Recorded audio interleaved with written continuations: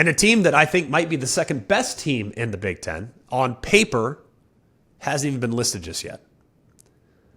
The team that is second best, I think on paper, arguably,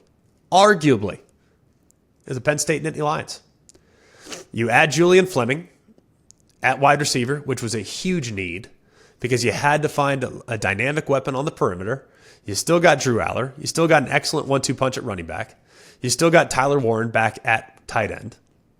You got to lose a couple tackles. Not ideal, especially knowing how good Fashanu was on the left side. That's something that you got to make sure that you figure out. You got to replace your defensive coordinator. But I look at what they hired from a coordinator standpoint. Man, I feel great about the coordinator spot. I also think, too, knowing that you are not going to bring back either coordinator and you only lost 6 guys in the portal as of this moment, it's pretty dang sporty. You have major difference makers at running back. You got Abdul Carter back at linebacker, who's one of the best players in the entire Big Ten. They are well positioned to make a big step this year. Couple questions: replace the tackles, replace the corners, and make sure that the coordinators are very comfortable in their first year on the job.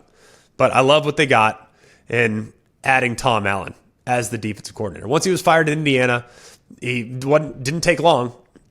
Immediately stepping in and replacing Manny Diaz. I love Tom Allen's style of defense. I think he does a great job in making sure that quarterbacks' eyes are messed with. His safeties do a great job of disguising. They do a great job of layering pressures.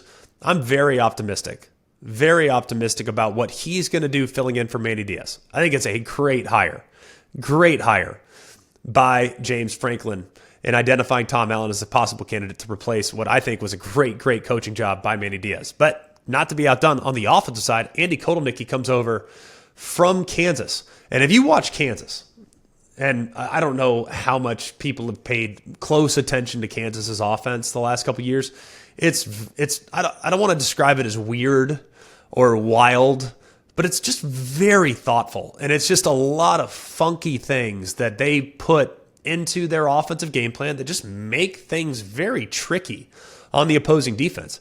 And Andy Kotelnicki deserves a ton of credit for creating that creativity and making sure that the defensive coordinators over there burning chalk on the sideline. Like, how do we cover this? How do we cover that? What do we need to do for this? What do we need to do for that?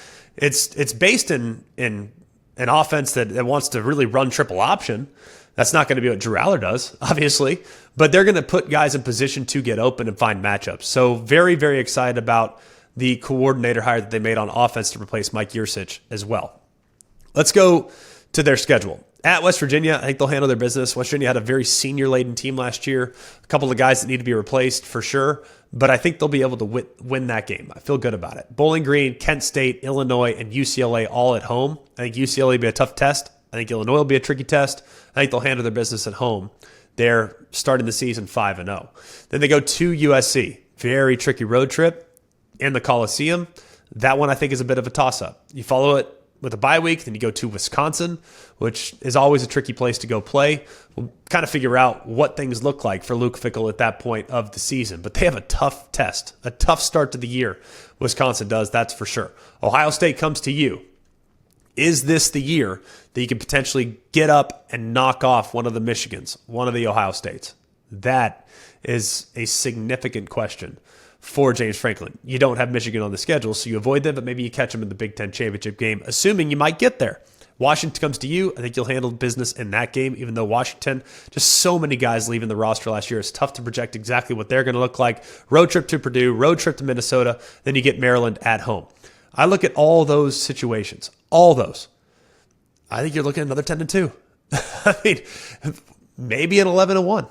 If you can pull off an upset at SC, or you pull off an upset at home against Ohio State, it's not out of the realm of possibility, man. Now, James Franklin, he beats the teams he's supposed to beat. He struggled with the teams he's not supposed to beat. Well, which team on there outside of Ohio State is he not supposed to beat? That's a question that I think we'll probably try to answer for the next 7 months before we kick things off in September. So I think you're looking at 10-2 at worst. You're looking at a scenario where you're probably a 70% chance of getting to the college football playoff. So that's 4 teams. 4 teams in the Big Ten with above 70% chance to get in the college football playoff. Remember, there are 7 at-large teams, and I think 1 will get in naturally from the Big Ten because they're going to win the Big Ten. We know that. Automatic qualifier. Now you have 3 teams that are potentially at-larges. So the Big Ten looking at a real chance, a very real chance to get 4 teams in the playoff. I think we might have listed them already.